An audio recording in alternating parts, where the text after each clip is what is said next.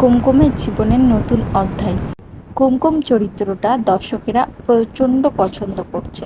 এবার কুমকুম ধারাবাহিকে নিয়ে আসা হলো আরও একটি নতুন রূপ, যেখানে দেখানো হবে কুমকুম ব্যবসায়ী অনুষ্ঠানে কুমকুমকে একটা ভারী শাড়ি পরিয়ে দেওয়া হয়। যেহেতু কুমকুম এত ভারী শাড়ি কখনোই পরেনি, তাই সে শাড়িটা সামলাতে পারছিল না। অন্যদিকে তাকে নিয়ে খুবই অপমানজনক কথাবার্তা বলানো হয়। এরপর ঈশান সবই দেখে এবং এগিয়ে যায়, তার কুচি ঠিক করে দেয়, তার শাড়ির আঁচল ঠিক করে দেয়। তখনই মিসেস সিনহা বলে ওঠে, এ তো চোরু কা গোলাম হো গয়া।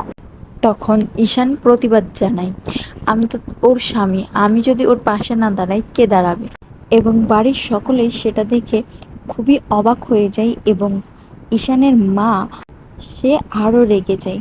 ঈশানের মা এবং বৌদি প্ল্যান করতে থাকে কুমকুমকে কিভাবে বাড়ির থেকে বের করে দেবো। তো যাই হোক, পরবর্তী এপিসোডে কুমকুমকে অনেক বিপদে ফেলা হবে। ঈশান কি পারবে সেই বিপদের মুখ থেকে কুমকুমকে বাঁচাতে? তোমাদের কি মনে হয়? কমেন্টে অবশ্যই তোমাদের মতামত জানিয়ে যাবে।